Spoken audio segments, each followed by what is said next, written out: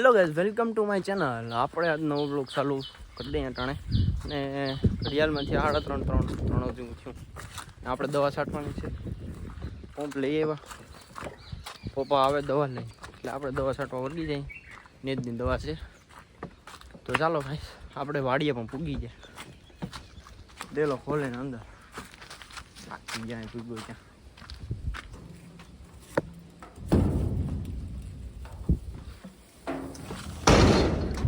Guys તો આપણે અંદર એન્ટ્રી કરી લીધી. હવે જોઈએ આપણે મગફળી મૂકી.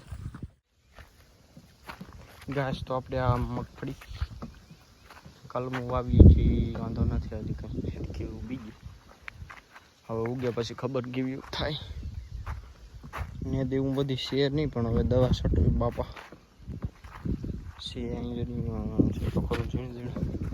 તો ચાલો ગાઈસ, હવે આપણે આવે એટલે વળગી જઈએ. ગાઈસ આપણે સામે હેઠે જવાનું છે, કેમ કે પાણી અહીંયા છે, પાણી છે નહીં, એટલે સામે હેઠે જાય. આજ છે રવિવાર ને રવિવારે આપણે મજા કરી પૂછતા હતા. હવે એક દિવસ આપણે ફ્રી હોય પછી તો કોઈ લેવાય ને જેટલું હોય. તો હવે આપણે સીધા જઈએ ઉપર ભાઈ પાસે. પડવાનું નથી ભાઈમાં, પણ આપણે પાણીમાંથી કાઢવું પડે. મોટર બોટર ચાલુ કરશે ને પછી પાણી ભરશે ને કરીને પછી ચાલુ કરી દઉં દવા છાંટવાનું. તો હાલો આપણે ઉપર ધીરે ધીરે નીકળીએ. પંપ છે એટલે થોડોક વજન લાગે. વજન એમણે આગળ લાગશે ભાઈ, તો સરી જાય ને પાણી ભરાય પછી. તો ચાલો આપણે ઉપર જઈએ ધીરે.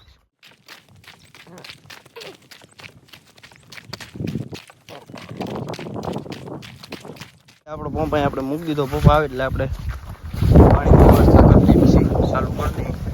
ત્યાં ઘણા આપણે ખાટલો છે, સારો પવન આવે તો બેઠા ઘડીક, પછી આપણે થાક આવવાનો છે.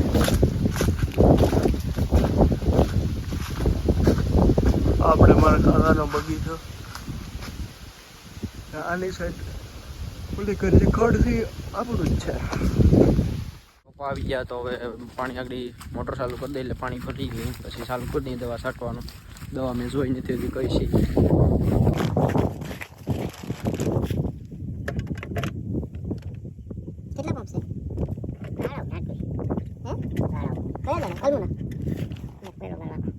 ખાલી પેલા ગરમ એનો આખો ને કલમ ને તો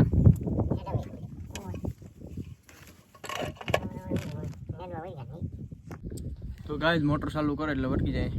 આપણે મોટર ચાલુ કરી દીધી. હવે પાણી પંપમાં ભરી લઈએ.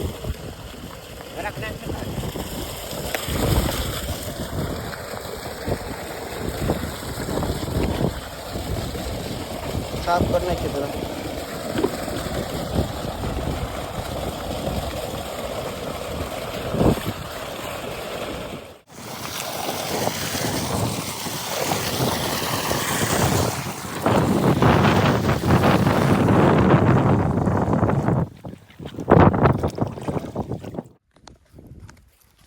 તો ગાય એક પંપ આપણો છટાઈ ગયો, બીજો ભરતા આવ્યું. વાંધો નથી, થાક નથી લાગતો એટલો. તો હાલો આપણે ભરી બીજો પંપ.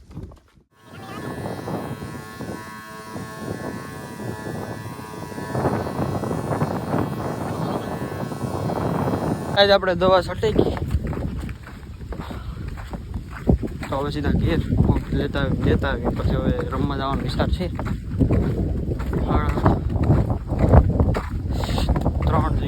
3 વાગે વેટ કરતા કલાકમાં દવા છાંટી 2 પંપ છાંટવાના હતા. તો હાલો આપણે જોઈએ પછી વિચારીએ. ઉગી જાય પહેલાં. ચાલો કાશ તો કૂતરાને થોડો મજા જેવું નથી ને શરીરમાં કંઈક રોગ આવ્યો તો એની સારવાર કરીએ.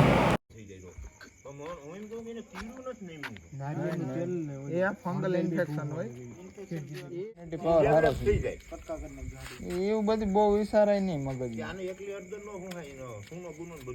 અરે હળદર ને તેલ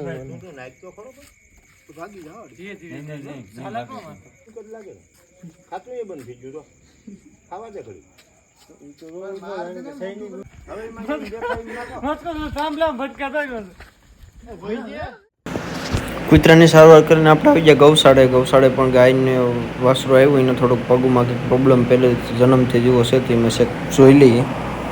ડૉક્ટર સાહેબ જોઈ